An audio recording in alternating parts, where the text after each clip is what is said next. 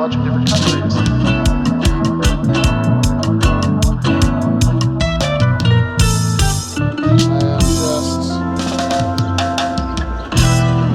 And we're solid, we're good to go? All right. So, thank you, ladies and gentlemen, comrades and friends. Thank you for the hardy band of people who braved the fire apocalypse to come out and enjoy a little bit of beer and sunshine and socialist theory here at Lawless Brewing Company. It's the second event they've hosted here, so we should give them a little plug at the beginning. So I am here to talk about this book, The Political Theory of Liberal Socialism, written by this man, nice. Matthew McManus, who I have been friends with for several years. I think I met him in 2018. We met in person in 2019 when you came to Mexico. Yeah, and the number one thing that you told me you wanted to do was karaoke. And we went out until 4 o'clock in the morning, and you still wanted to keep going. And I just told you at some point that I couldn't, that I was done. It was 4 o'clock in the morning. Is an amazing story because I think that, I can collect a dossier of evidence from relevant witnesses to say that Matt McManus is not known for being done at any point over the course of the evening. Last night, when he got in, I, out of deep friendship, I violated one of my most sacred principles, which is that when I buy Irish whiskey, Jameson's fine, but I don't buy Loyalist whiskey, Bushmills.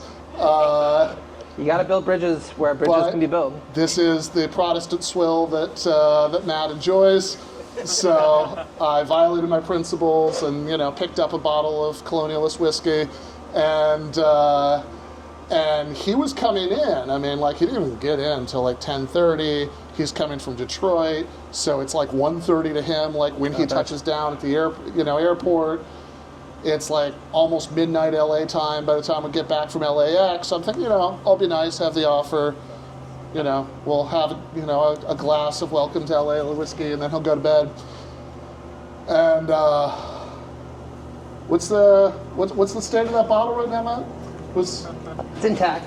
It's a little worse for the wear, but we'll be fine. Okay, yeah. It's. I wanted to welcome myself to the city right now. Yeah, you're thoroughly welcomed himself anyway. Despite all this, he's a smart guy, and he has interesting things to say. And in those 6-ish years, depending on how you count it, I have probably had Matt on my podcast about, a billion times, give or take. And I'm still waiting for my royalties check or something like that. I've read about 1,000 of his articles, which is to say that, I read 1 out of every 5 or 6 articles that he writes. The man is very prolific.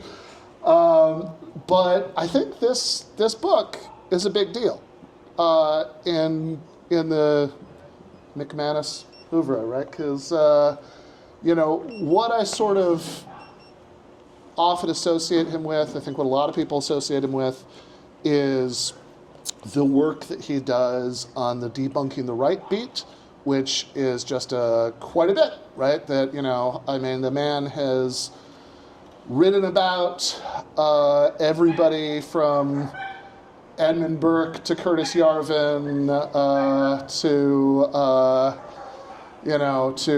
Michael Oakeshott to Charlie Kirk, and I don't know, if Marjorie Taylor Greene ever shits out a book, Matt will read it and review it, because that's, he's just that dedicated, to the project. And so he spends a lot of time tangling with reactionaries and reading things that the rest of us don't have to. But of course, that's, work of critique. And, what's interesting about this book is that it's a positive project, right? So this is the political theory of liberal socialism, and so Matt is, in this case, writing about people who he likes, who he agrees with.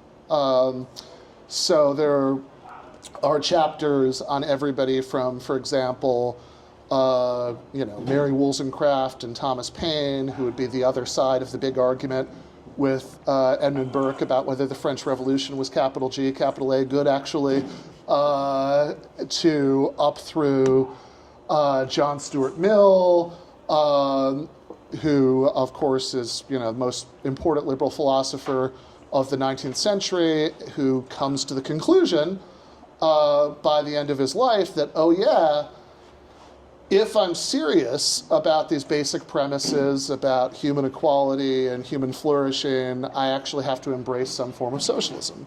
To John Rawls, who's the most important liberal philosopher of the 20th century, who makes the exact same realization, in a famously slow and stumbling way, right?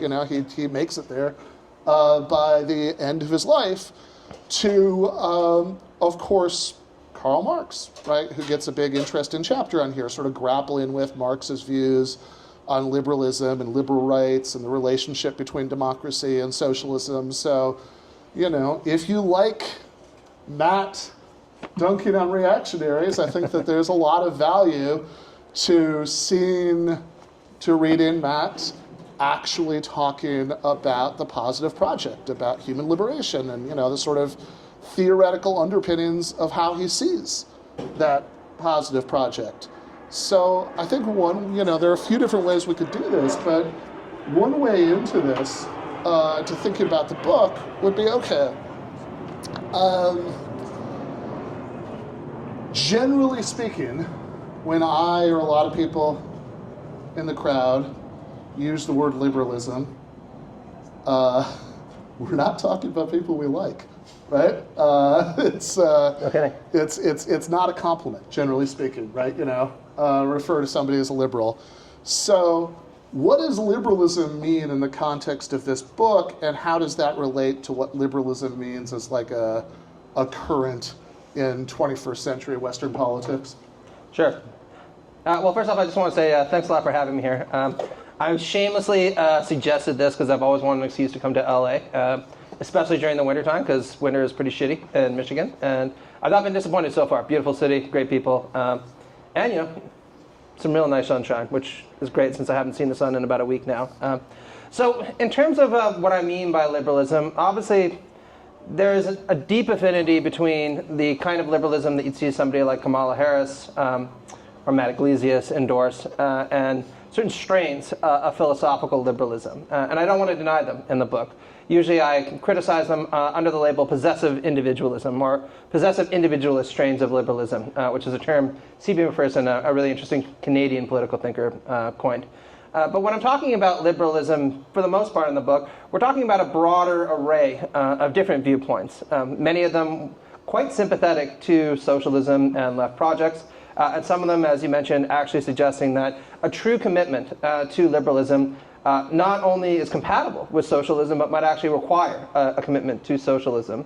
And as I point out in the book, this might seem like an idiosyncratic view to a lot of people, like, well, whatever, a couple weirdos said something like that. But actually, these were really serious thinkers, no matter who you happen to be. I really don't think that anyone can sincerely claim that John Stuart Mill or John Rawls, what do you call them, the two Johns, don't represent... Two of the three most important Johns of liberalism, yeah. That's right, yeah. Don't exactly represent, the mainstream of liberal thinking, let alone the best in liberal thinking. And both of them thought that their liberal commitments entailed or required a commitment to socialism, certainly by the end of their life. So a big motivation for writing the book was trying to inquire into why that was, right? Why is it that a lot of liberals, very serious liberal thinkers, thought that the only way to actually create a society that's committed to freedom, equality, and solidarity for all means that we have to have a democratic economy. The other big motivation for the book, I can say, just kind of in line with maybe what I'm more used to doing, is that reading a lot of conservative authors and a lot of reactionary thinkers, what you see them constantly doing is saying things like, all these liberal socialist Marxists, postmodern neo-Marxists, like they ought to go. And for the most part, a lot of these kinds of conflations are pretty shitty. It's the average like Jordan Peterson tweet, right, where anyone to the left of Ronald Reagan is basically like a Marxist in a liberal's clothing. But if you look deeper into some of the more interesting and intelligent conservatives out there, people like Heidegger, Nietzsche, down I'd say to Patrick Deneen today or Roger Scruton, what you see is them also emphasizing that there is this deep elective affinity between the moral core of liberalism and the moral core of socialism, which is why they reject them both, of course. And I think that they were right to see a combined moral core or a joint moral core between these two traditions. The difference, of course, is that I think that they're wrong to dismiss that moral core in favor of reactionary and sometimes even radical right viewpoints. Yeah, so if you look right now at the New York Times website, you will see from about 12 hours ago, I believe, they posted this. There is a interview with, friend of the pod, Curtis Yarvin, who, yeah. It's the everyone's favorite corporate bootlick, right? Yeah. I actually have some personal insight on this, which is that this is not a joke, but this is literally true. I don't know what's up, but anyway, he is in the New York Times today being interviewed about his views, and the headline is something like, Curtis Yarvin says that democracy is done. Right. Mm-hmm. We just have to accept that democracy is a failed project, and I don't know. We need to get like Elon Musk or somebody to be our Augustus and fix everything up. As an imperial CEO of America, and certainly if you think about somebody like that, like as clownish as that is, it is. I mean, I think maybe this is part of what you're suggesting, right? There is something that's more interesting about this than like just the sort of, oh yeah, they're all postmodern, neo-Marxist, blah, blah, blah, right? That like, because, he's not wrong to suggest that the enemy of all the stuff that he stands for is some kind of core, Enlightenment values, about, human equality and rationality and all that stuff. I mean, like, you don't get socialism in the 19th century if you don't have that core. Absolutely. So I wrote a piece on Curtis Yarvin for Commonweal not too long ago, a couple of years. Everyone's favorite dark elf, right? And one of the points that I made in that article, and a bunch of other things I've written about him and his influences, like Thomas Carlyle, is that I think that actually of all people, Friedrich Hayek is right when he talks about what the right is committed to. So in his essay, Why I'm Not a Conservative, you can maybe push back on that a little bit if you want. Hayek says, at the core of right-wing thinking isn't any of this kind of baloney about being committed to freedom, let alone being committed to the rule of law. It's a commitment to this idea that there are recognizably superior people in society. That's his term. And these recognizably superior people are just entitled to pretty much more of everything, right? More agency, more power, more wealth, more status, more opportunities to cheat on your wife. Like pretty much everything that you can possibly imagine is conducive to the good life. And I want to be really clear, right? There are powerful arguments that some conservative and reactionary thinkers put forward for this position, right? But what distinguishes reactionary thought, therefore, of the sort that Yarvin's putting forward, when he says things like the masses suck, and we shouldn't ever listen to them, from the commitments of liberalism and socialism, is that liberals and socialists have always been committed to this idea that, at least from a moral standpoint, people are equals, right? Yeah. It's as important that your life goes well as that my life goes well, as that anyone in the audience's life goes well. Maybe not that Yarvin's life goes well, although I'm pretty sure it will as long as he keeps taking those teal bucks, right? But and this central moral core, a commitment to kind of the equal moral worth of each person, has been understood in very, very different ways by every socialist thinker of note and every liberal thinker of note. But it's a kind of shared commitment that I would argue that both traditions have, even if I think that many liberals have misunderstood what's entailed by taking seriously that commitment. And I want to be very clear. I think that for a lot of liberals, or self-proclaimed liberals, people like Ludwig von Mises, for example, what becomes very clear when you read their work is they're not actually committed to the moral core of liberalism. What they're committed to is what they take to be liberal economic theory or a support of capitalism. So just to go back to Ludwig von Mises, who's kind of the villain of the book, smart guy, no doubt. What he says is, look, the fundamental commitment that liberals need to make isn't to moral equality or even to freedom. It's to private ownership of the means of production. That's like what's essential to liberalism.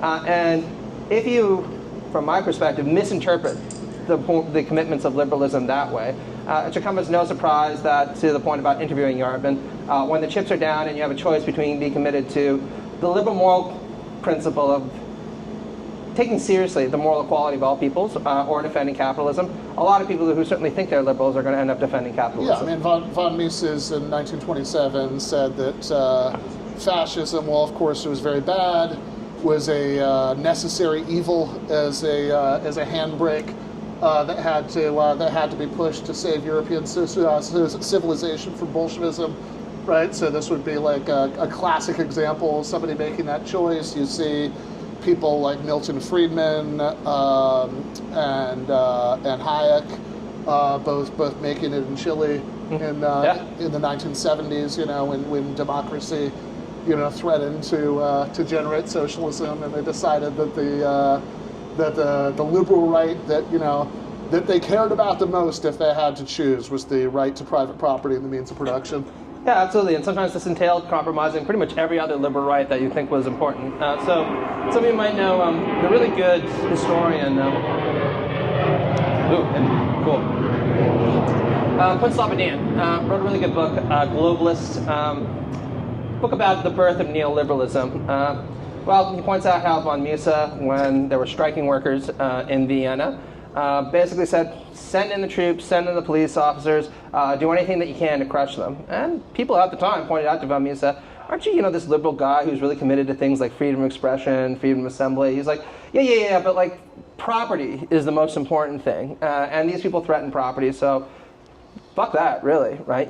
Send in the people and send in the cops and throw them all in jail if that's what we need to do. And if that's the kind of interpretation of liberalism that you're giving, I think it's a pretty skewed one, and certainly not in keeping with what's best in the tradition. Yeah, well, let's talk about that. So if you go back to the other John of liberalism, right, John Locke,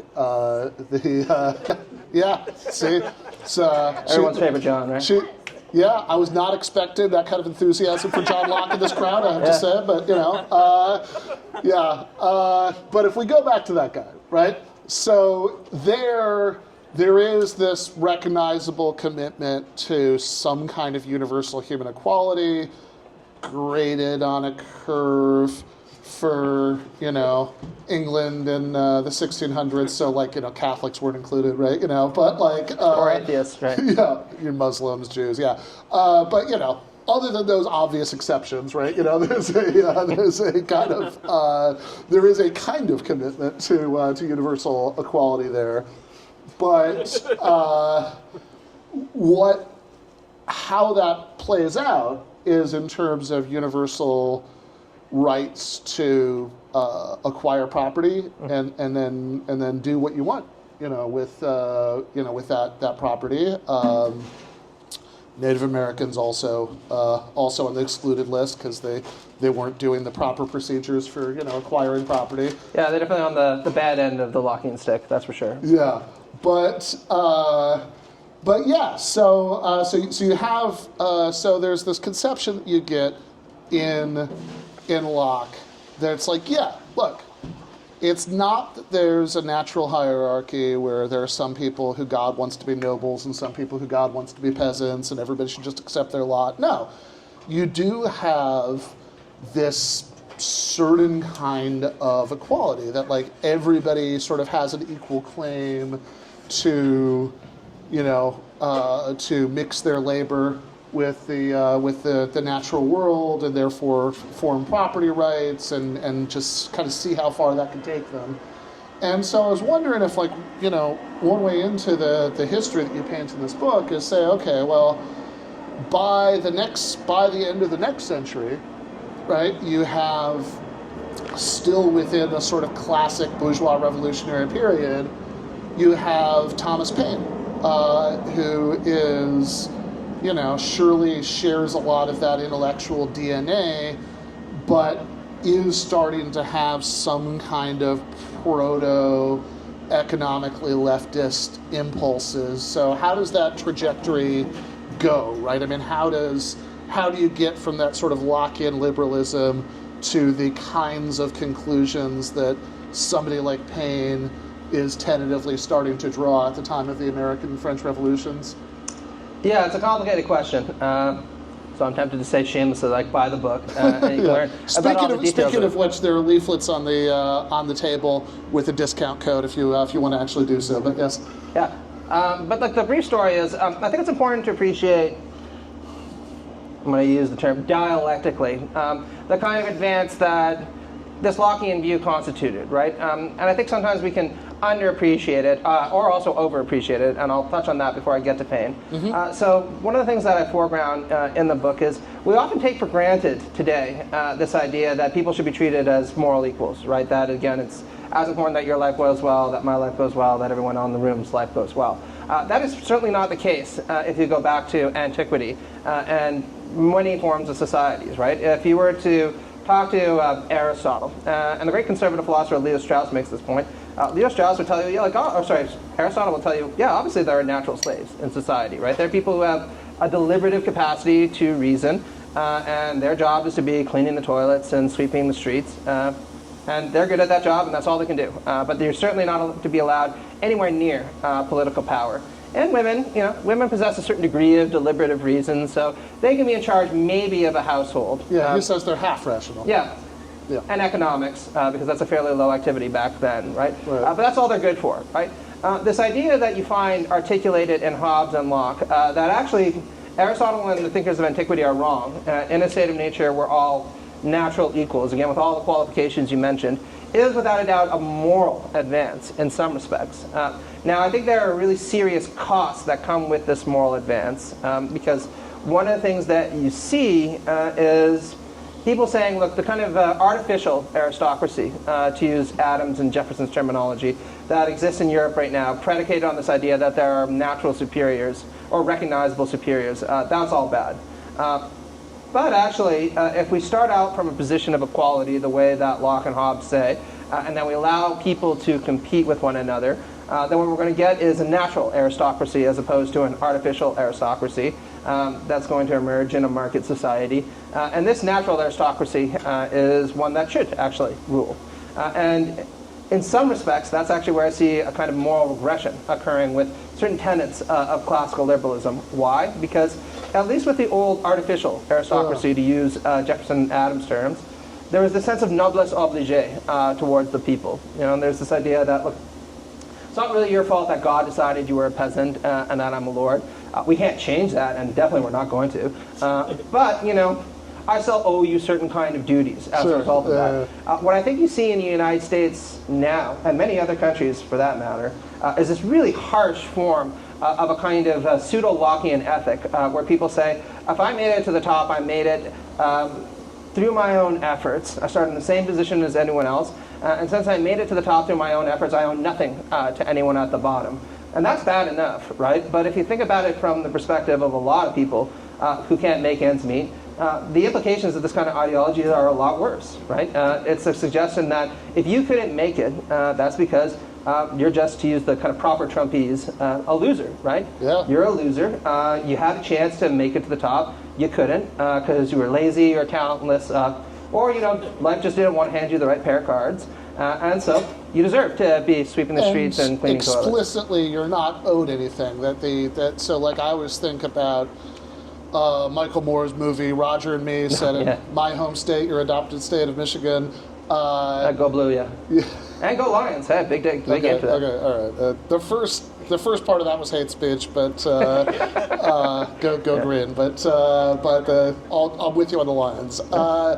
And so that first movie, Roger and Me, right? It's about General Motors closing its plants in Flint, Michigan. And, there are these scenes where, there's like General Motors executives are like sort of expressing confusion about what the objection is. They're like, well, this General Motors doesn't exist to provide thousands of people jobs and support this community. General Motors exists to make money. I mean, what are you talking about, right? Like that, which is definitely like under feudalism there is. It's all bullshit, but like there is this elaborate pretense that you have this like fatherly relationship between the lord and his serfs, that there are reciprocal obligations, and under capitalism we have arrived at this amazing combination of continuing to have these power relationships of hierarchy and domination, but without even a pretense of reciprocal moral obligation. Exactly, and this is why I think we need to be dialectical on this point. Like there really is something to this idea of human moral equality that any socialist or good-hearted liberal should embrace, right? Yeah. But if you draw out certain kinds of hyper-meritocratic and hyper-elitist implications from that, obviously that's incompatible with the kind of commitments that any good socialist would want to make. And this brings me to the kind of point you were asking about Paine, right? Yes, so please. One of the things that's really interesting about Paine is some people here might be familiar with Paine's work. He was a huge influence on the American founding fathers. Wrote a really interesting and really fun, it's really the only way to describe it, pamphlet called Common Sense, just skewering the European aristocracy and defending the American Revolution.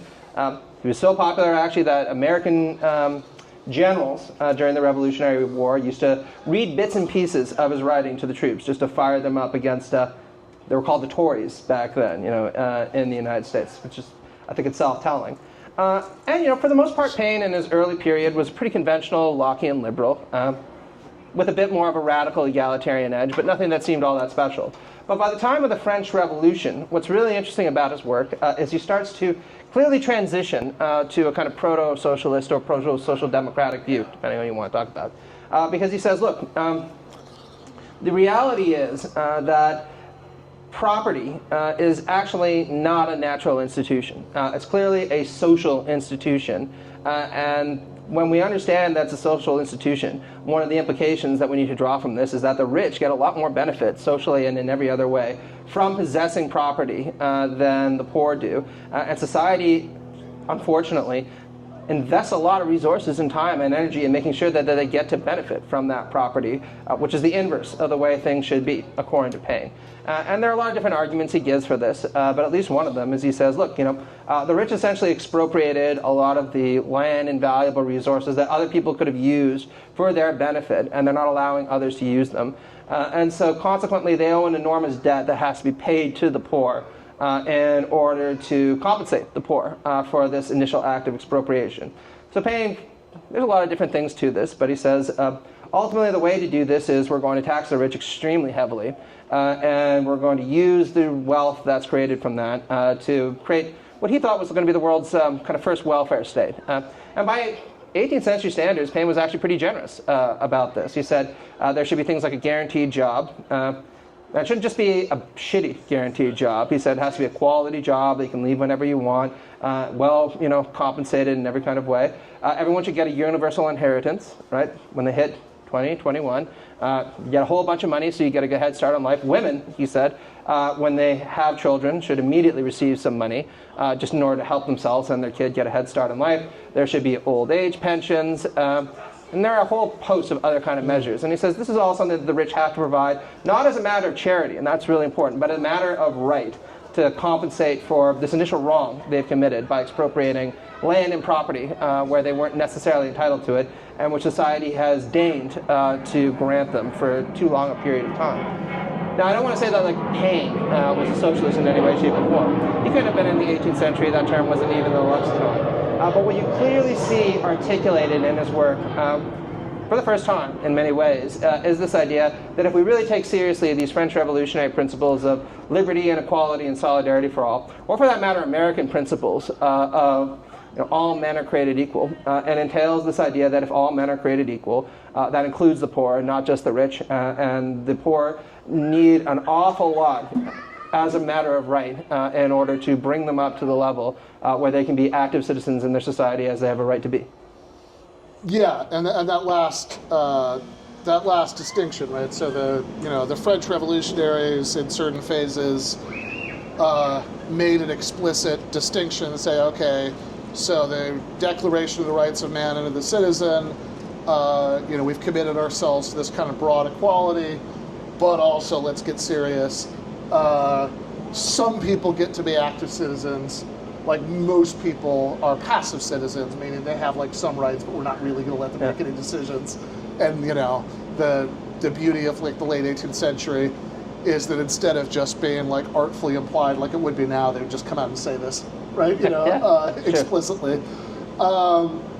So you get with Paine somebody who is, somebody who has this sense that, okay, you need to give people economic material assistance if you're going to have universal active citizenship, right? But to, skip ahead, quite a bit, since we're obviously not going to cover everything, read the book.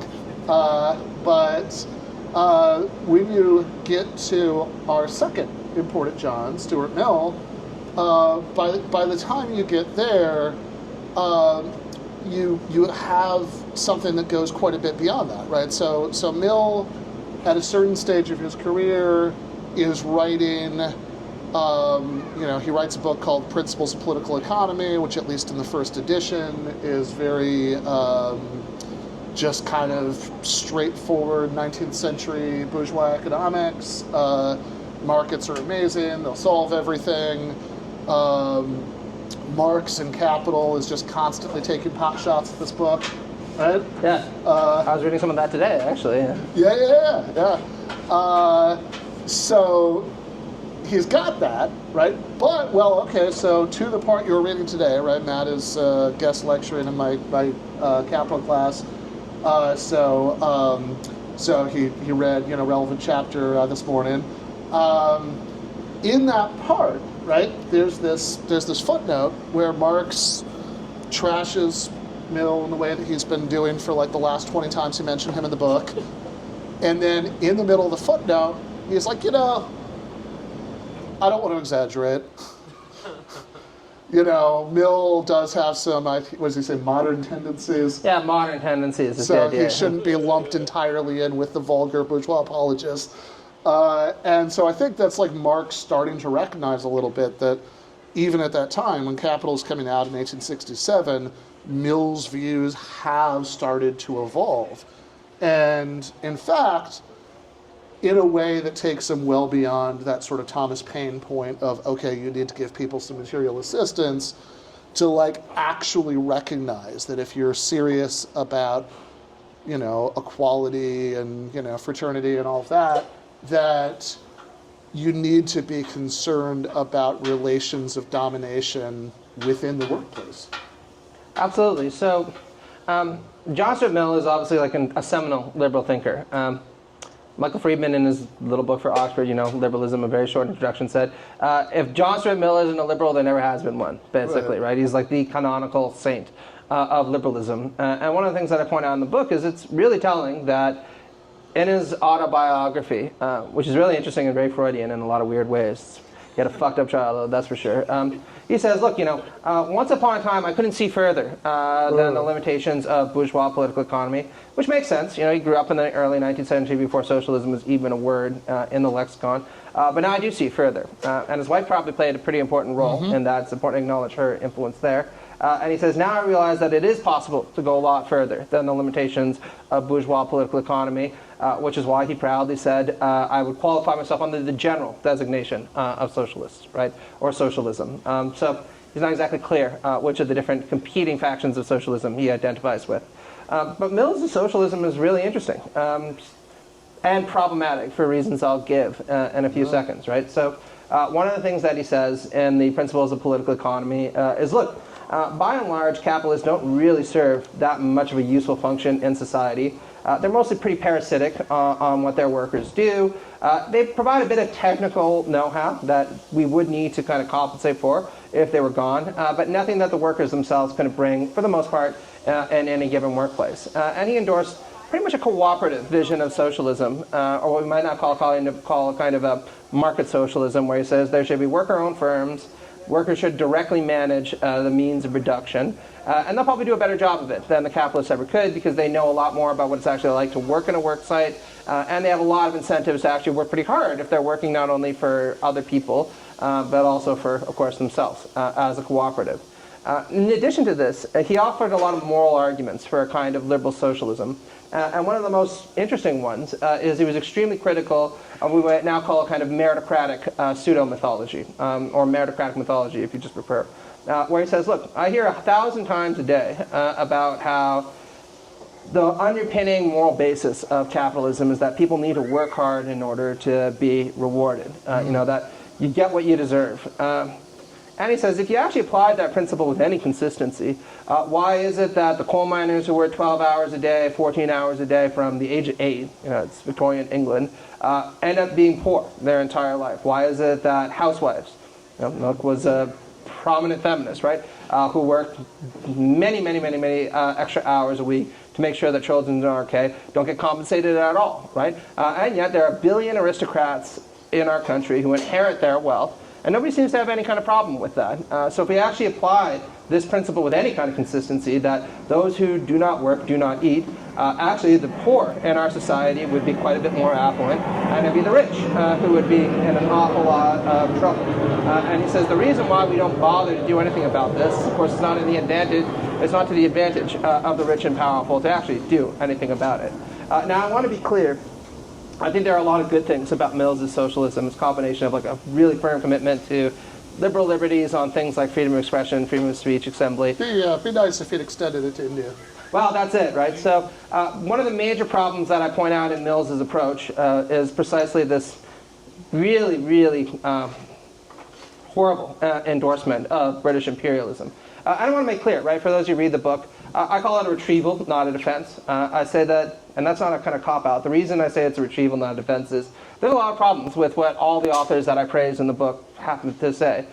In Mill's case, this defense of English imperialism in India is a very glaring example, not just of his kind of blind spot about Western chauvinism, but a lot of liberals' blind spot on Western chauvinism more generally. And this is why I take very seriously the insight of self-declared black radical liberal, Charles Mills, the second Mills, I guess we'll call him, where he says, look, like, there are a lot of good reasons to take seriously a kind of socialist approach to these liberal thinkers.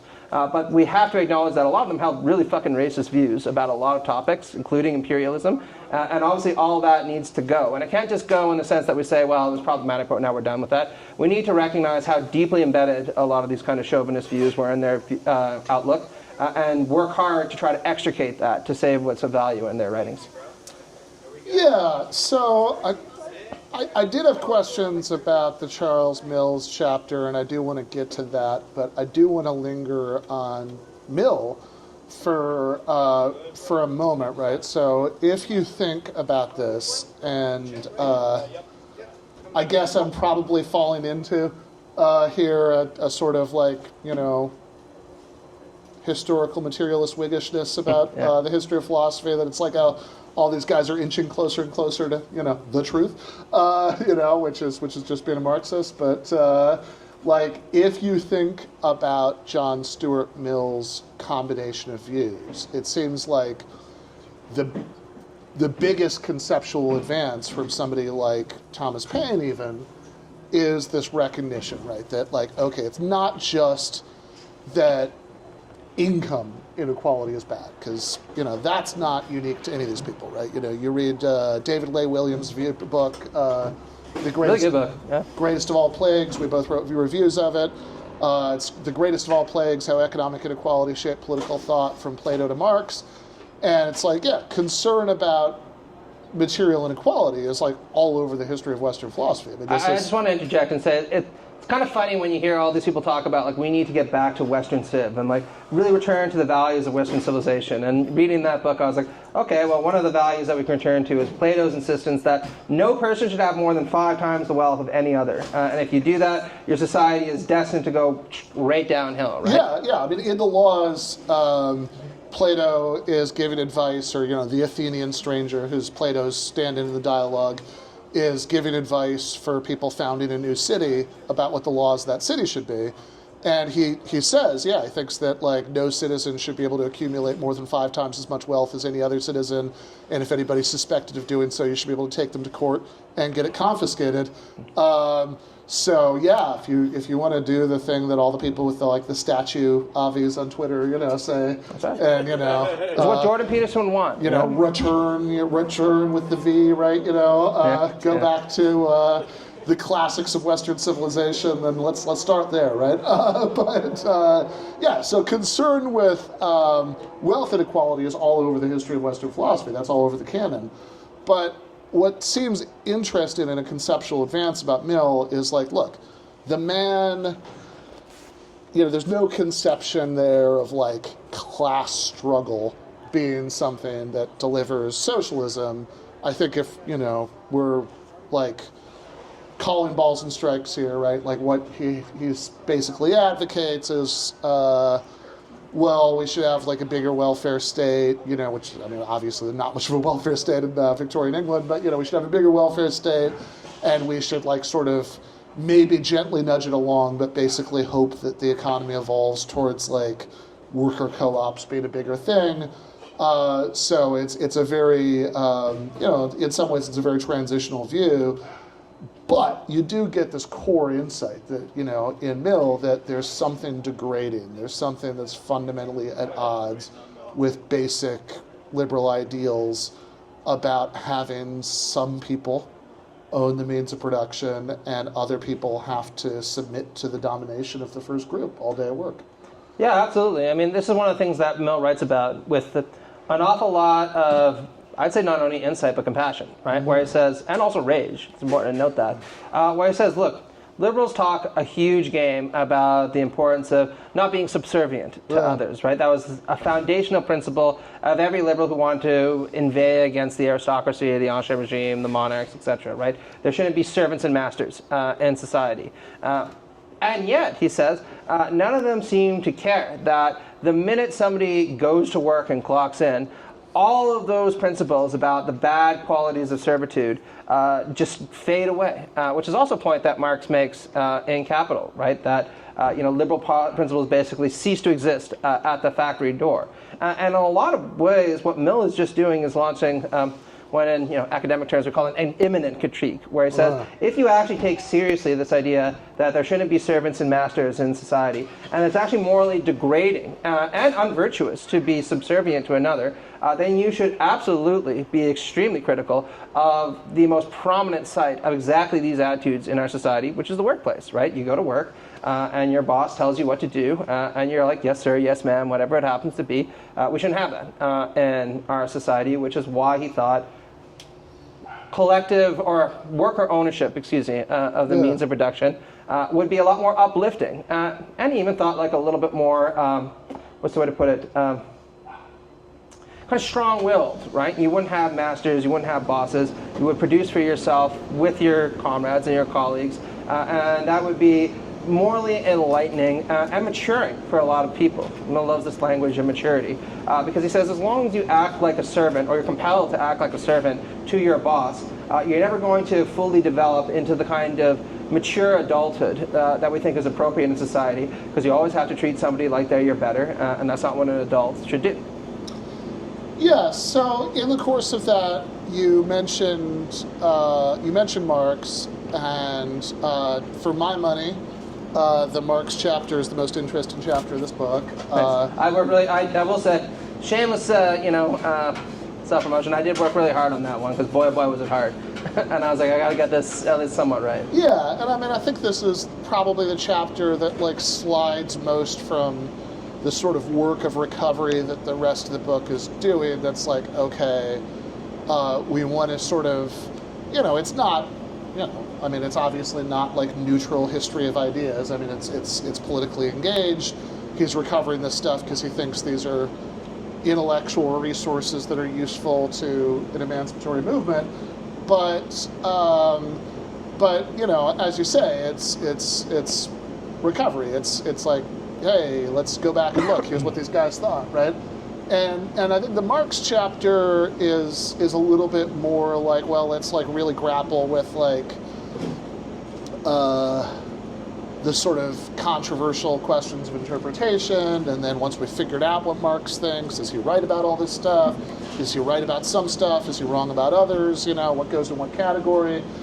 And one way into this is, in Capital, right, in chapter 15 of Machinery, there's this line, I think is the one you're referring to there, where Marx says, he's talking about factory codes, right, regulating, what workers do, at the factory, and he says, nowhere in here is the division of powers so beloved, by the bourgeoisie in politics, never mind the still more favored representative system, right? This is just raw personal despotism, right? And you can argue that all Marx is doing there is immanent critique, that he's kind of throwing this in the face of bourgeois liberals. It's like, oh, here's all the shit you guys claim to care about, when it's a question of how you want to be governed in the political sphere. But then when it comes to how you govern your own little economic domains, all this stuff is out the window, right? But it does seem like it's not just immanent critique. Like, I don't know, I've read this a couple times, and it feels to me every time I read it like Marx thinks that what he's describing is bad. Yeah, absolutely. Actually, whenever we talk about this, it reminds me of I worked as a cashier for 7 years. Some of you from Canada might know Loblaws, right? It was an independent version of Loblaws. Anyway, we didn't have a union. Somebody came in suggesting that we create a union. I was only like about 20 at the time, definitely not a socialist at that point. And I could not see the managers throw anyone out faster than they threw out that person. Then they held a big meeting, and they're like, if you guys unionize, then what's going to happen is your wages are probably going to go down. There's going to be a big fight. We're going to have to fire a whole bunch of people. Just don't do it, right? And a lot of people were like, well, okay, we're probably not going to do that and all this stuff. But it really is a testament, certainly from my experience, to how little things have changed in a lot of respects, right?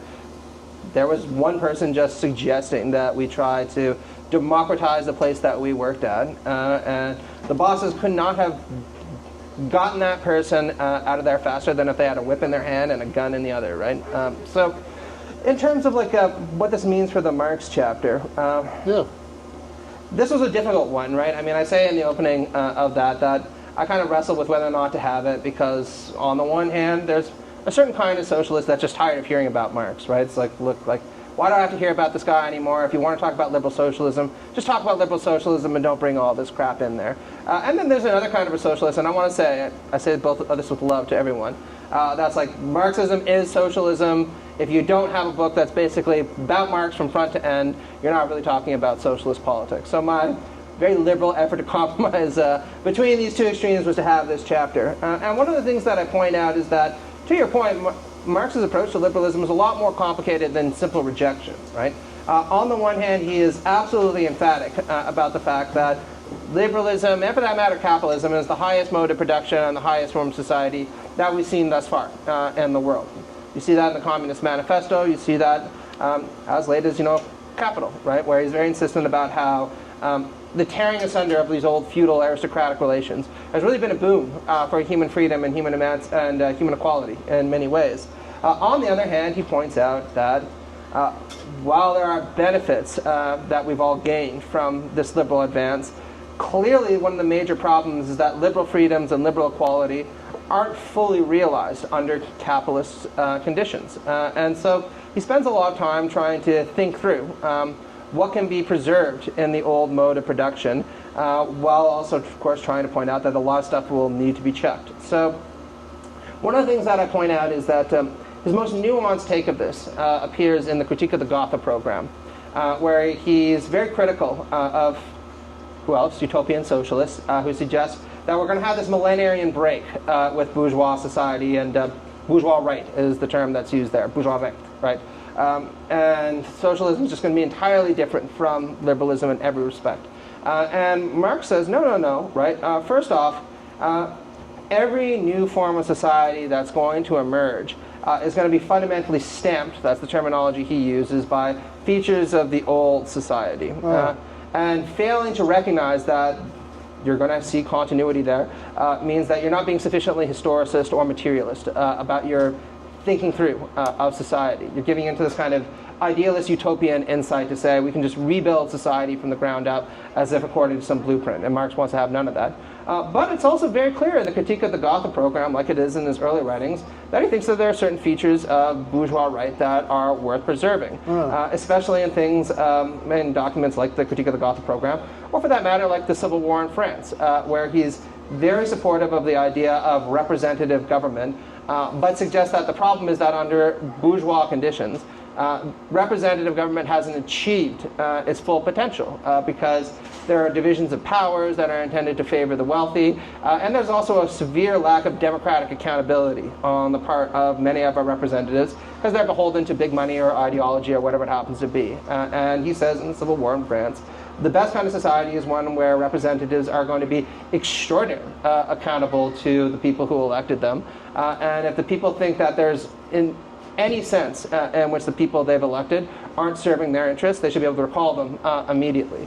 Now, I think that there are some problems with this kind of hyper-democratic, hyper-representative Marxist vision of the future.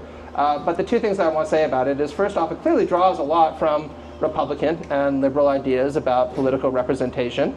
And secondly, it seems pretty clear to me that Marx also thinks that certain kind of fundamental rights that we'd associate with liberalism will be guaranteed in this new kind of society, not least, the right to vote, the right to assemble and agitate politically, the right to a certain level of toleration for discordant views. And I see no reason to assume that Marx thought that in a transition to socialism or communism, all this is going to be discarded rather than improved upon in a way that I think we all think it needs to be improved upon. Yeah, I mean, even if you go back to the 1840s, right? The unfortunately titled "On the Jewish Question." Every time I assign that to one of my students, I'm like, okay, listen, it's not on what you think it is. Okay, just FYI, right? Yeah. It's the title really sounds like it's going to be something else, but like your particle meter just goes like, whoa, boy, that's up there. Yeah. Exactly, and whereas by the end of it, right, he has indulged in some jokes and some metaphors that I would perhaps not repeat, at a when I see my family for Hanukkah, it is nonetheless the case that if you read the first part of that pamphlet, that he's responding to Bruno Bauer as this young Hegelian who says that in order to have like a revolutionary, secular, democratic state, everybody needs to give up their cultural peculiarities and and their religious eccentricities, so we can all be united. And in the whole first part of the pamphlet, Marx is arguing against that, right? He's saying, "No, what are you talking about, right? Read the Declaration of the Rights of Man and Citizen. Read the Declaration of Independence. Right, this religious freedom is like is a core part of like what's won by liberal democratic revolutions." And then in the second part, he's saying, "Okay, but that doesn't go far enough. And the reason it doesn't go far enough, I know this is like simplifying and flattening the argument, a little bit, but it's." But basically the reason it doesn't go far enough is because to have a society of meaningful social equality, we need to do something about property, right? That's the sort of core argument of that pamphlet, and and it seems to me that I don't know, I can't think of a case of anything that Marx is writing over the course of his life where he's saying, liberal rights that have been achieved by bourgeois revolutions go too far, and we actually shouldn't have as many rights as this, right? If anything, it seems like Marx, at his most sort of exuberantly utopian, is imagining a society where, and this is clearly what he sees as the virtue of it, right? People are much more free to do whatever the hell they want to with their own time, right? That that you can, spend the morning hunting and the afternoon fishing and the evening being a literary critic or whatever it is that he says, right? And it's He gets going on Twitter at this point and sharing your opinions about, the latest David Fincher film. Obviously the highest form of human flourishing is spending. Hey, chiming in on the latest David Fincher film is a very high kind of activity, right? Sure. But it does seem like there is this there is a core commitment to individual rights in Marx that a lot of people might be interested in denying, either because they're anti-Marxist and they want to say this stuff is all like proto-Stalinism, or because people are like really anti-liberal and they think, oh, this stuff is all soft and flabby, bourgeois liberalism that we're far too edgy and revolutionary to accept, right? And it doesn't really seem like the substance of Marx's views fit into what either of those groups of people want them to be. Yeah, absolutely. And just to add on what you said, I think there's a deep ethical point that Marx is trying to make here that coincides with what some of the people are talking about in the book are trying to make, right? So Marx is sometimes labeled by Terry Eagleton, I think rightly, as a kind of closet Aristotelian. And Vanessa Wills, who's a great Marx scholar, makes exactly that kind of point in her new book, Marx's Ethical Theory, which everyone should read. Shameless book plug for Vanessa's book. And one of the reasons for this is, Marx always stressed that it was extremely important not just to acquire a lot of things in life, but to develop our human capacities, not just as individuals, but in cooperation with one another. And I think this is really beautifully articulated in Capital Volume 3 at the end, where he says, look, one of the major problems with capitalism is that capitalism does develop people's human powers to an unprecedented level. There's just no denying that, right? But it tends to develop a pretty narrow range of them. To go to like Adam Smith's example, if you work in a pin factory, people who run it are going to make sure you're pretty good at making pins, right? At least as part of an assembly line, because they have an economic incentive to do so. They don't really have much of an incentive in helping you learn how to be a good violinist or a great author, a great cook, or even a better father or a husband, right? Which is important for a lot of us, certainly.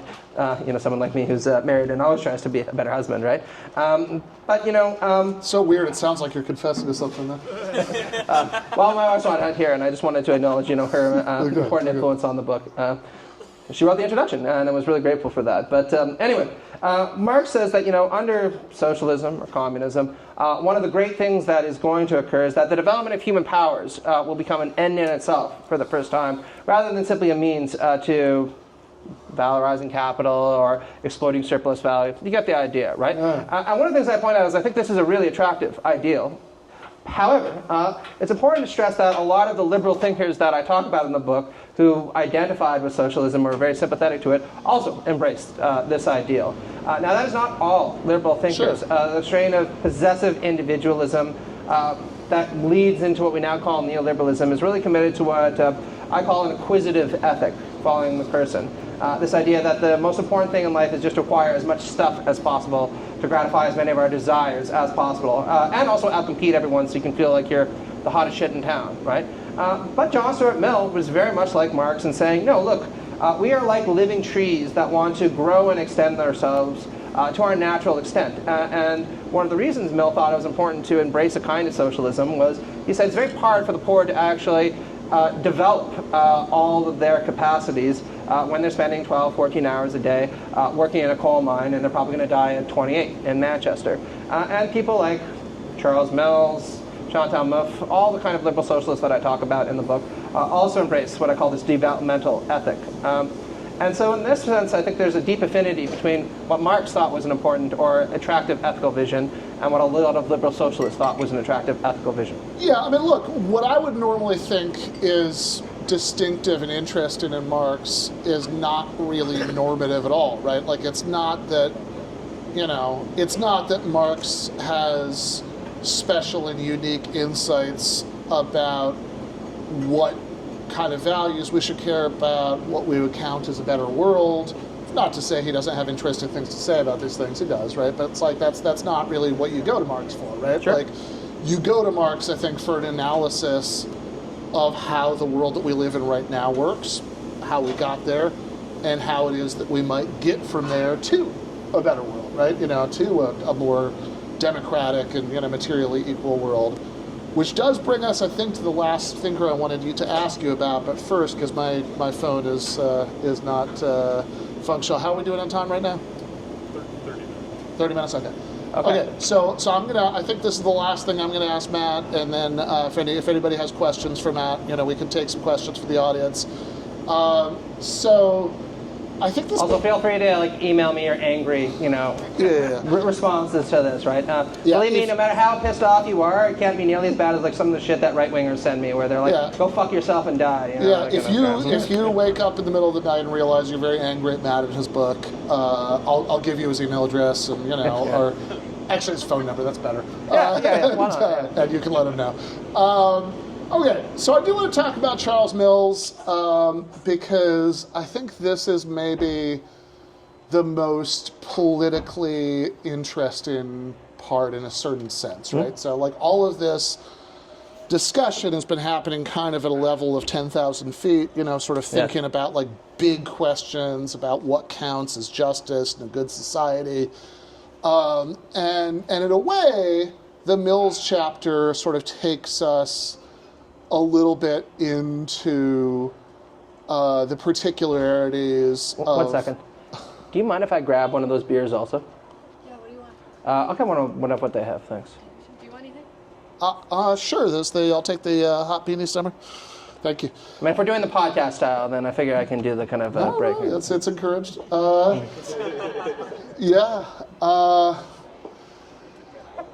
I guess you'll find out what they're drinking. Oh, look good. Yeah, okay. Oh, you don't have to do. Oh, thank you. There we go.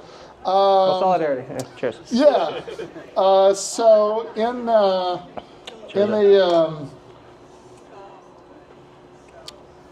the Mill chapter, right? In the Mills chapter, sorry. You get a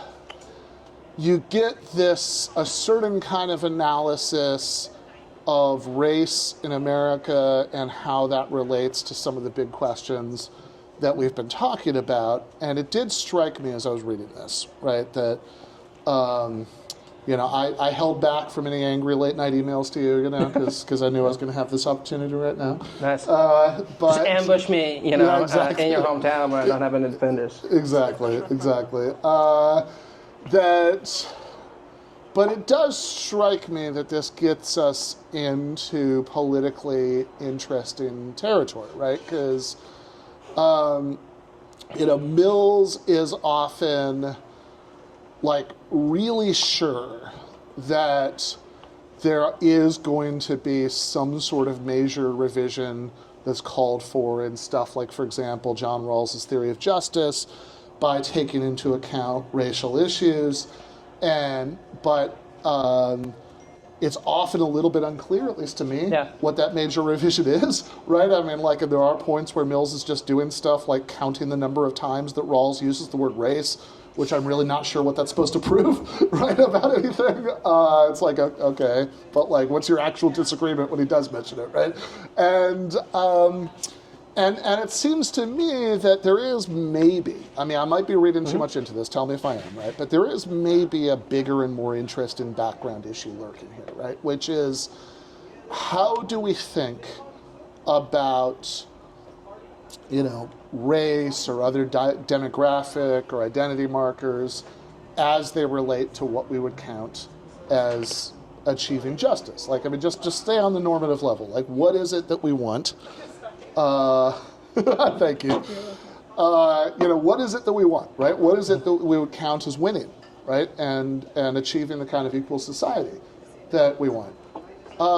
Because if you have a society actually in the car we were talking about Adolph Reed's wonderful book, which is also worth plugging, The South, Jim Crow and Its Afterlives, right? So if you think about the kind of society that Adolf is describing in the early parts of that book, right, where black people in the South are being violently terrorized by these de jure racial exclusions, then it's sort of very easy to say, okay, given everything we've talked about, right, then there's a certain kind of order of operations here that first you fight to extend sort of bourgeois liberal rights to everybody, and then once that happens, then you enter into the territory of the other kind of issues that we've been talking about this whole time. And it seems to me that a lot of the Mill stuff is sort of existing in this ideological space that doesn't quite see things that way, right? That sort of sees racial disparities as the kind of locus for how we should be thinking about justice. Whereas somebody like, Adolph Reed, who I mentioned, somebody like, I don't know, Cedric Johnson, that's somebody who's written a lot of good stuff about this. That's for sure. Yeah. That they would say, no, look, sure, racial disparities are very real, and they're sort of a very vividly telling sign of like the absurdity of meritocratic defenses of the existing distribution of wealth. But look, what do we want? Like, what do we actually want? Like, we don't want, like, it's not like the goal should be a society where you have the demographically correct distributions of wealth and poverty into every group. I mean, once you've achieved sort of basic bourgeois liberal rights for everybody, right, then the remaining task is to deepen that into economic equality, which would, of course, disproportionately benefit, right, the people who are on the raw end of those historical, demographic disparities. But that's a different way of thinking about justice than, the sort of core of the issue is the disparity itself and the relationship between the demographic groups. So, I mean, what's your sense of that, both in terms of how that relates to what Mills is saying and like his critique of Rawlsian liberalism, and how that would relate to, McManus thought? Sure. Well, I'm guessing, anybody here know who Charles Mills is? Yeah? All right. A few people, yeah. Widely underread thinker. Also a great lecturer. If you watch him on YouTube, he was really funny. He was really jocular. And I don't think people really appreciate just what a warm personality he was. Anyway, he described himself as a black radical liberal. He was initially a Marxist, right? He came from the Caribbean and was deeply learned in kind of Cedric Johnson, black radical Marxist kind of tradition. After the Cold War, he transitioned to spending a lot of time focusing on liberalism, and he launched some very engaging and also extremely provocative critiques of the history of liberal political thought, including liberal egalitarian thought, and I should add liberal socialist thought, where he said, look, obviously people like Rawls, Mills, Locke constitute an advance, a moral advance over the old kind of ideologies of aristocratic regimes. There's just no denying that. But it's very clear that when they were talking about, certainly in Locke's case, equality and freedom for all, what they meant was freedom and equality for, by and large, propertied white men, or at the very most, just white men. He had a really great phrase in his book where he said, The Racial Contract, where he said when they're talking about justice in a liberal sense, what they really mean is just us, right? People like us. And to your point about him like reading through Rawls to look at the number of times that he's talking about race, I actually think there is value in that because what he's doing is saying, look, for a long time, liberals either consciously endorsed racist and imperialist and colonialist kind of attitudes, even egalitarian liberals like John Stuart Mill, or they were figures like Rawls who kind of tip their hat towards the need for the civil rights movement, tip their hat towards the need for racial justice, but by and large did not make it central to their theorizing on these issues. So one way of asking the question is, like, what's the virtue of making it central, right? Like, that's like, how does making it central change the way that we're thinking about what kind of society that we're fighting for, how we fight for it? Well, this is actually where I think there are some, it's wrong to say problems, but difficulties in Mill's view. And I say difficulties because in his last book, he posited this idea of what he called a black radical liberalism that was going to be very socialist in orientation. Right? Called for it endorsing a kind of market socialism, said there was a lot for it to learn from Marxism, and then sadly he died at 70, which is pretty young, unfortunately, for a major thinker. So we never really got the kind of full exposition of this program. There's just a couple of papers here and there on W. Du Bois and also in the book about what this would look like. Now, his suggestion, as he says, and I think you'd actually be very sympathetic to this, look, if we're going to take seriously this desire to rectify racial inequities in the way that far too few liberals have taken seriously, what we need to do is, I'll use the Rawlsian example, be more cognizant of the history of racism and its impact in our society than previous liberal thinkers have been. And in kind of Rawlsian philosophy, he suggests, maybe we could have a slightly thinner veil of ignorance so people wouldn't necessarily know what racial group they belong to, But they would be aware of the fact that they lived in a society that had been dominated by Jim Crow and racism and slavery for a long time, and were concerned to do something about it, not out of a sense of justice, of course, because it's Rawls, right, but because they were concerned that they might be part of a historically deprived group. Now, in terms of the way this is going to pay out in a cash sense, he says this is why any person who is committed to racial justice should embrace a kind of left economics, he said market socialism, and this idea that we need to engage in reparative efforts to try to bring everyone more or less the same starting point by ameliorating the consequences of this long history of racial subordination. Now, I cannot tell you how he meant to pay this out, because again, he died before he spelled out the whole agenda. But I do think it is a serious challenge to many of us who would want to embrace something like liberal socialism, precisely because if you want to redeem this tradition, you need to acknowledge that John Stuart Mill had some horrible things to say about Indians. Sure. And that wasn't just a kind of theoretical issue.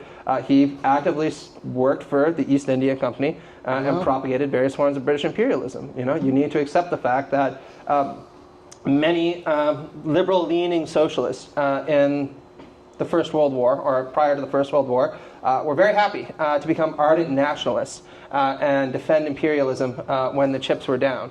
So, in my sense, what I take from this specifically is that for liberal socialism to be retrieved successfully as a political tradition, it needs to take much more seriously not just racism, but imperialism as historical factors that have led us to where we are right now, and incorporate them into any kind of theoretical project that it has to try to ameliorate the negative implications in the present day. Although what that's going to entail concretely, I really don't know. I haven't thought through it that much. Yeah, I mean... Or I haven't thought through it successfully yet. Sure. Well, that's unfortunate because, this is a test. So That's right. You're being graded on whether you thought through all these things. No, I think that racism and imperialism are very bad, and that John Stuart Mill, for example, that this is like a huge black mark in his record, right? Yeah, There's no doubt whatsoever about it.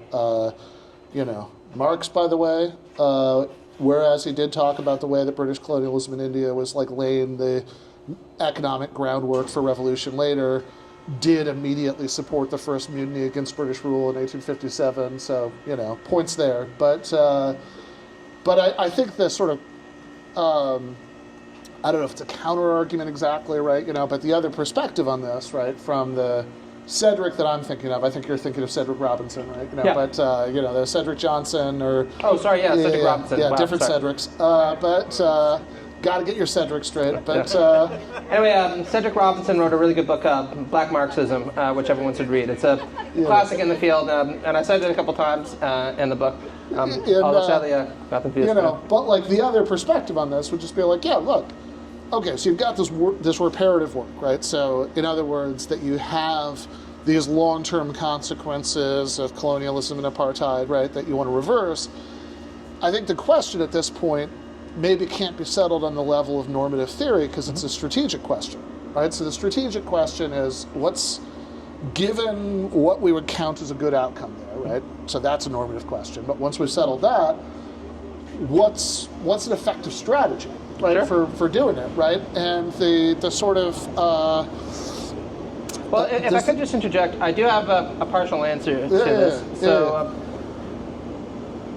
I wrote a book last year with Les Jacobs, my former supervisor, against post-liberal courts and justice, which was about reintroducing or reinvigorating Dworkinian constitutional theory. Now, for I'm guessing many of you for whom that's a lot of words, Ronald Dworkin was probably the most important left liberal constitutional theorist in American history, really. And he was a vigorous defender of affirmative action. Now, one of the things that I suggest in that book is that after Students for Fair Accessibility, it seems pretty clear that race-based affirmative action is no longer going to be constitutional, especially with a very conservative Supreme Court, which, from a Dworkinian perspective, is deeply unfortunate. However, it would be possible to suggest that we should engage in economically oriented forms of affirmative action. Which actually, the Supreme Court decision on this does leave the door open for. Exactly. And it's particularly striking. Actually, this is a way of making the same point from earlier, right? Like it's particularly striking that like if you look at like Harvard, whose affirmative action policy is where like a lot of what the court cases were about. We were talking about this last night, right? So Bert Cooper wrote a great article about this for the Atlantic. Anybody watches This Is Revolution, you might have seen Bert on there in the past.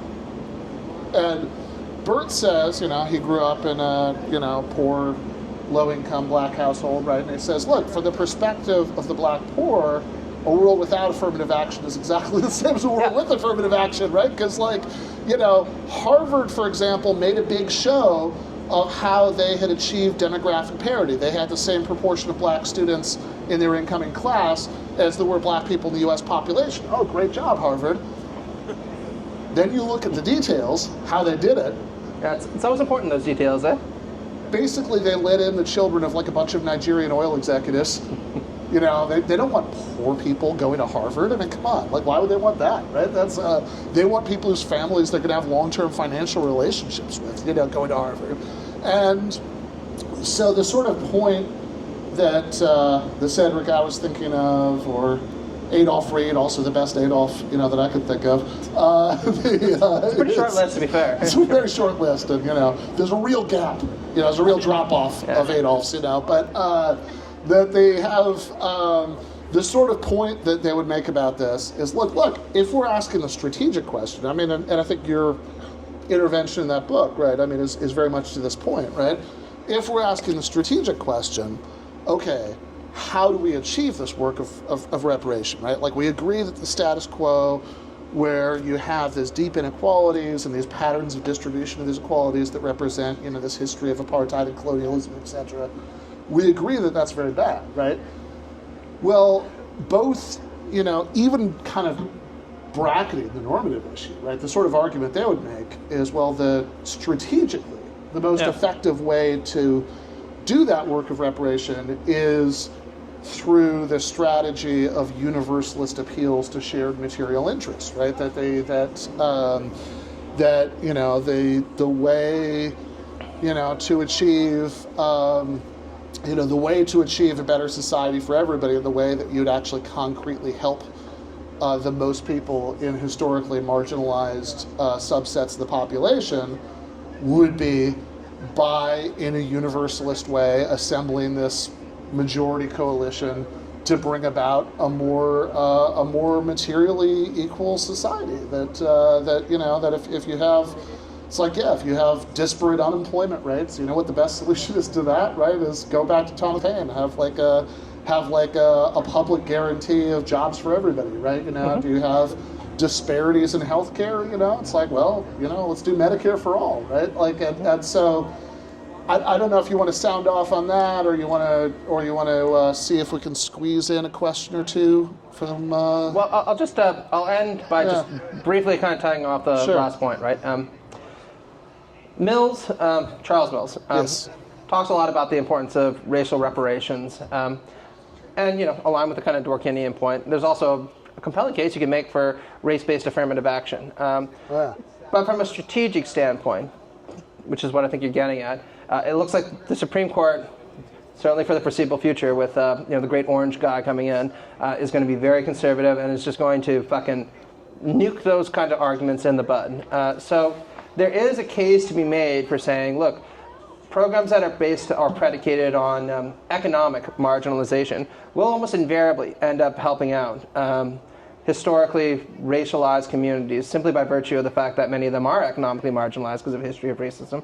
But it has this kind of universalistic dimension that Americans, including some American conservatives, not many, tend to be a bit more sympathetic to. Now, I have a lot of problems with this cultural fact, and for that matter, this legal fact, and if I could, I'd want to change it for different reasons we don't have to get into. But if strategically your goal is to get people from cities like Detroit or places like the American South, from racialized communities into good colleges, doing so on the basis of class or economic marginalization might be a way to do so in the future. And, those are the people who are most going to struggle with that. I mean, right? Like, that if you are like the black and brown segments of the professional managerial class are certainly much smaller than the white segment, right? But if you come from that background, you're probably going to college anyway, right? Like that's, realistically, right? It's the great mass of people who don't come from those backgrounds, right, where the issue really arises. But I want to see if we have time to just squeeze in just one or two questions. So does anybody have anything they'd like to ask Matt about his answer? Sure, yeah. So I think my question is sort of like, maybe it's like in more of a 10,000-foot question. When you're describing liberal socialism, I think what I'm hearing is like there's like all this continuity in liberal socialism. So my question would be then, what are sort of the disjunctures that distinguish liberalism and socialism? Because I think or are we just saying that like liberalism is like eventually like the arc of liberalism is eventually going to be socialism? So just sort of trying to get at like what is this formation that you're kind of describing as a political? Is it a political project that you're advocating for, or it could be retirement strategy, or are we saying like it's eventually going to be the sort of like the Marxist model? Okay, just before you answer that question, I just want to make sure. Should I? Can you rephrase it? Yeah, because just to make sure the mic picks it up for YouTube, right? They have so the question, as I understand it, right, was said when you talk about liberal socialism, right? Sort of what does this say about what the disjuncture is between liberalism and socialism, right? Is the idea just that there are certain strands of liberalism that lead into socialism, or like the arc of liberalism bends towards socialism? So you described a lot of continuity in between, like you like picked a lot of liberal thinkers and said like here's how like they are in line with socialist thought. Are there disjunctures between liberalism and socialism? So we heard a lot today about the continuities. Monsieur wants to hear about the discontinuities, right? Like that's I think that's fair. Matt, go to it. Yeah, it's a great question. I'd say like when I pitched this book on Twitter, which is never a great idea, I got like an interesting amount of like positive feedback and a lot of negative feedback. And the two groups that were most negative on this were neoliberals, who are like, fuck you for suggesting there's some kind of conflation between these two things. And interestingly enough, some ardent Marxist-Leninists who are also like, well, fuck you for suggesting there's some kind of conflation between these two. And I was a little bit struck by this because I'd only been in the United States for a little while, and I was like, what's this all about, right? And then I spent more time with self-described American liberals, and I was like, oh, I get it, right? Like there's a kind of liberal self-identified here who basically thinks that the ultimate moral horizon of all human existence is whatever an upper middle class New Yorker thinks is the right thing to do at any given time. And anyone who disagrees, well, they're just not educated enough, or they're too stupid, or they're self-interested, and we just need to kind of get rid of those people. So I have a lot of sympathy for what you're talking about, and I'm not trying to suggest that the liberal tradition here is off the hook for endorsing a huge number of very bad perspectives. Including in the United States, right? I think that there are very clearly huge strains of liberalism, perhaps even dominant strains of liberalism, that are highly committed to the idea that what liberalism means is just what Mises said it means, right? A support of market society and the kind of hierarchies and forms of domination that entails. And obviously what I'm talking about is completely contrary to that. And I think that as long as liberals in the United States and elsewhere understand a commitment to their creed in terms of a commitment to the most vulgar and domineering forms of capitalism, we're not going to make an awful lot of headway. But what I did want to suggest is that there is another way of looking at liberalism, the way that people like Paine, Mill, and Rawls suggested, which is if you're committed to these ideas of equality, freedom, and solidarity for all, then clearly that can't mean just being committed to that from a formalistic perspective. You need to dive into the ways in which people's freedom and equality are constrained in the economy. And all the people that I talked about in the book took that very, very seriously, even if I don't agree with all their particular solutions. So when I call this an act of retrieval, what I'm suggesting is there's no reason that we can't suggest that the best and most inspiring interpretation of liberals' own creed is precisely this kind of liberal socialist orientation. Now, I don't think that arguments are eventually going to carry the day here. I think that money and power is eventually going to carry the day. But I think that pointing out to people that if they really want to be committed to their principles, this is where they lead to, can have a kind of persuasive force, which is why I wrote the book. And if there are well-meaning liberals who pick it up, I hope they'd be persuaded to think a little bit more critically about their commitment to the most vulgar features and fetishistic features of market society. Anybody else? What Luke? kind of well-meaning, I guess, Marxist-Leninists take away from it? Okay. So the question was, what can well-meaning Marxist-Leninists take away from the book? So, yeah, when the revolution comes, they shouldn't shoot Matt McManus. Yeah, hopefully not. I mean, maybe well, if you're going to shoot me, at least make sure that I deserve it beforehand, right? That's a lib answer. That is a little bit more than a show trial. I'm not going to commit to say don't shoot me. I'm just saying do the proper process first. So make sure that there's the rule of law applied, and we have a fair trial and all those kind of things. Well, I think that any Marxist-Leninists, and I'm friends with a lot of Marxist-Leninists. We talk about these things. Friends. Yeah, there you go. I know we have arguments about this all the time, right? And what I say is look, even if you disagree with absolutely everything that I say here, which you are entirely entitled to do, at the very least you should take a look at the book and think well, it's important for us to have a more historically granular understanding of the liberal tradition and recognize that liberalism isn't just one thing, right? Or one ideology or committed to one set of ideological viewpoints. There are liberals who are, without a doubt, extraordinarily, fiercely, I would say almost religiously committed to capitalism and the domination of capitalist aristocracy. But there are also liberals who really thought that was extremely problematic and spent their entire life trying to militate against that. And if we're going to be Machiavellian in the way that I think any kind of Marxist-Leninist should be, we could say, well, there are potentially inroads that we can make with that group, therefore, people who are sympathetic to these ideas, where we could say, look, if you really believe that we should have a society where people are free and equal, and not a society where the minute you clock in at Denny's, you're basically the bitch of your boss for 12 hours a day, then we need to move in a more socialist direction. So that's, I think, the kind of point that I make on that observation. Yeah, a lot of your examples have been giving me PTSD about my own very long ago years of working at Meijer, which, if you don't know it, is a big sort of Walmart-ish grocery store chain in the upper Midwest. They don't have Meijer here? Wow. I thought that was everywhere. Don't have Meijer in California, Matt, no. Still got a lot to learn about America. It's like Michigan, Ohio, parts of Kentucky, right? That's where they have Meijer. Yeah, Arun. Yeah, I guess it's some of us here have done a lot of door knocking, conversations with your norm, right? Yeah. You're people who are kind of nominally liberal. Yeah. But from my point of view, as working class people, I think ethically socialist in a sort of economic sort of way. So how would you kind of take a lot of your ideology in the book and kind of pitch it to normie in a way? How would you suggest that we take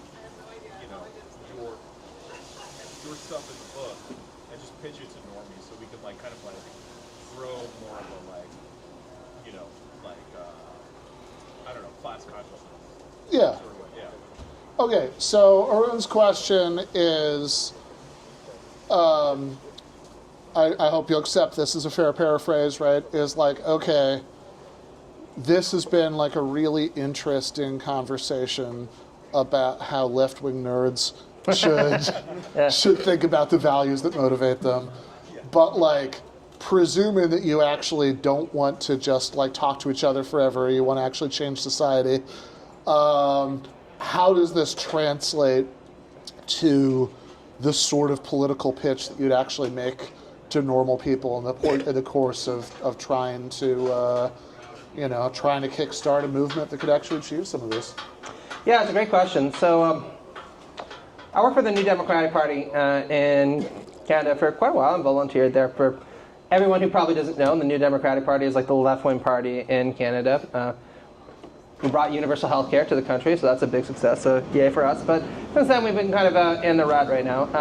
All that to say, I wasn't a particularly good door knocker or activist, because usually when people wanted to have a discussion with me, I was like, well, let's like look at it from point A and point B and point C and all that stuff, typical academic stuff. So I would not presume to tell you, how to do your job. You probably know that a lot better than I do. All I can suggest is that, well, two things, actually. One point where I actually agree with some conservatives is that, going all the way back to Burke, is it's often the case that whenever I talk to some leftists, and I talk to like my more conservative or liberal friends about leftists, they kind of intimate, to paraphrase Burke, that leftists care a lot about humanity in the abstract, but they don't really care that much about particular kinds of people. They don't really care about their community, they don't really care about their country, they just want everyone to do well.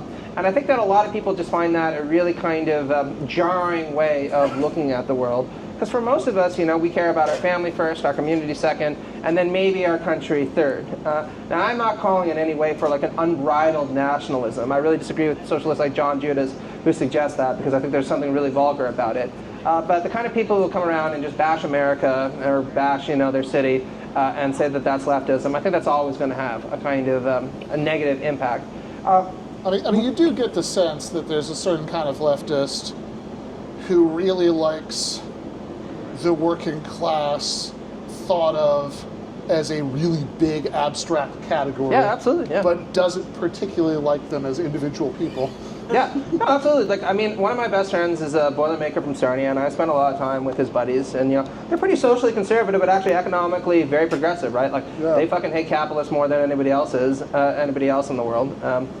They also just don't particularly like trans people or immigrants or anything like that. It's a bit of a hard, thing to navigate. But this is actually to the second point, which is, I think if you're going to try to make a case for socialist values, trying to make a case for them in a language that is recognizable to the people in the community that you're talking to is a really valuable thing. So in the United States, a lot of people, whether they will call it that or not, have internalized a lot of liberal values about things like freedom, about things like equal rights, and sitting there and showing up talking about a caricature on the Jewish question, saying, well, bourgeois rights don't matter, you shouldn't be concerned with that, it's not going to go over all that well. By contrast, Megan Day made this point in her book Bigger Than Bernie, along with Michael Utrecht, showing up and saying, like, look, we all care about freedom here in this country, that's what it was founded on, with all the exceptions to that, obviously. Think about how unfree you are having to deal with all these health insurance companies, which I've experienced myself, unfortunately, very recently, right? You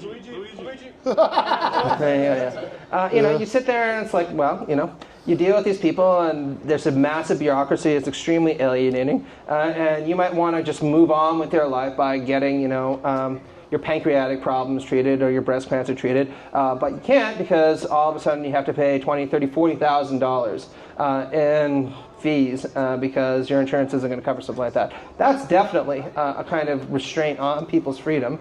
And I think that that's the kind of rhetoric that will resonate with a lot of people because it ties liberalism to a commitment to a certain kind of economic equality. And because we said, look, if you didn't have to worry about paying $40,000 when you went to the hospital, you probably feel an awful lot freer in your life, and that's something that any American should cherish.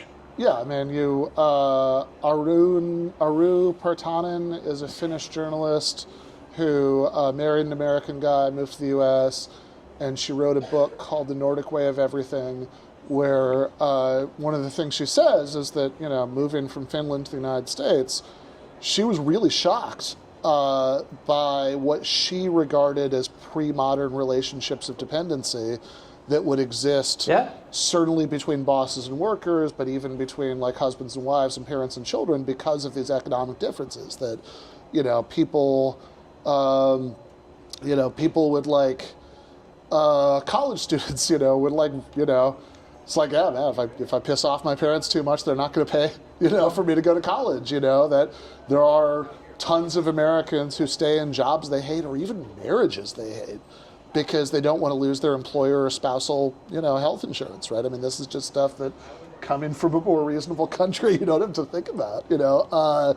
So yeah, there's a lot to think about there with regard to freedom and the way that appealing to freedom, right, can be a very normie friendly way of. And I think actually there's real traction to this. I mean, I'll just fucking give a shameless anecdote from yesterday. I was on a plane with a really nice woman called Kristen. She was talking about how she was going to meet her boyfriend and go to Orange County, and she's a musician and a singer and all that stuff. But she was really worried about the fact that she had significant like health bills and all that stuff. And you know what she told me? She was like, "You guys are so lucky in Canada, like where you're from," because we gotten in that conversation. It must just be nice not to have to worry about all that shit where you are. And I was like, it is nice to not have to worry about that shit. Not to say that Canadian healthcare is in any way, shape, or form perfect. It's really not. It's underfunded. There's a lot of things to be done. But boy, oh boy, I felt a lot freer in Toronto or in Ottawa or in Stittsville when I could just go to the doctor and that was it. I was sick, I went to the doctor, and then that was done.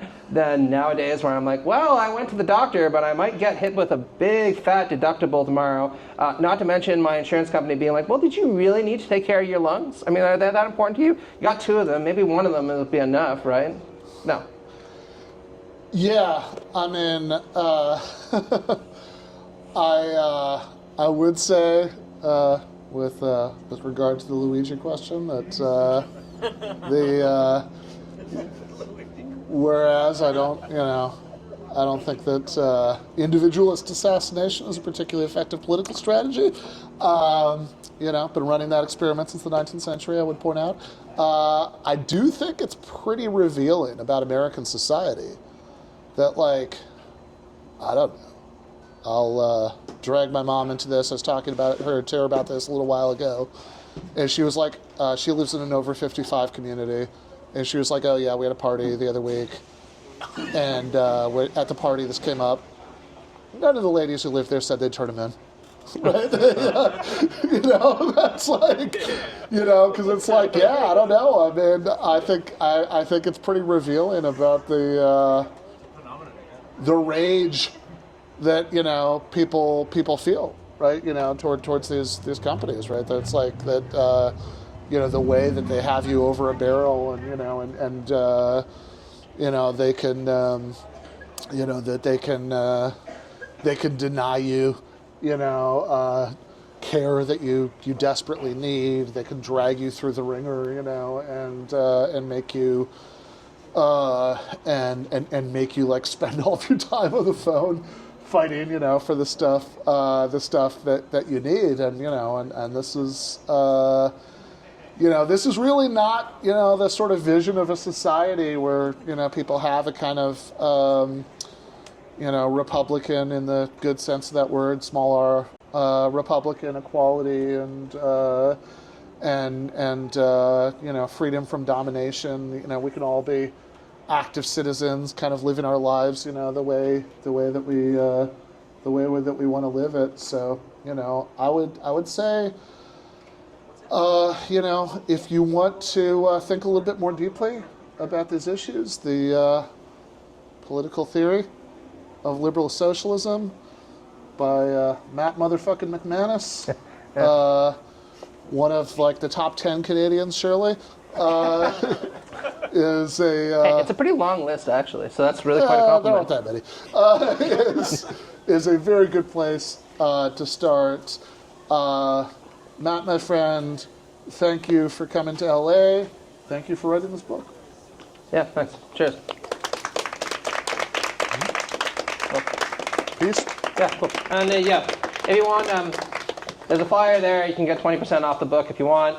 If you don't want to buy the book, that's absolutely fine. Just email me. I'm happy to send you a bunch of different stuff that I've written about this. And yep, I guess we're going to hang around here for a while, right? Yeah. Buy the man a beer. Yeah, there you go.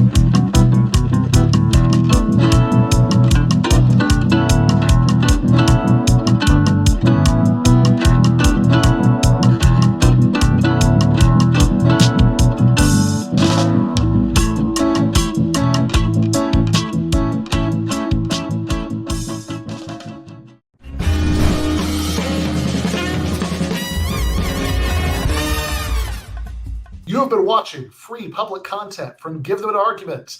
To access every single episode of the show, the main show on Monday nights, all of the streams, all of the debate breakdowns, all of the patron-exclusive post-games on Monday nights, all of the patron-exclusive bonus episodes every week, and much, much more, go to patreon.com/Ben Burgis. I cannot resist ending this with, don't be foolish.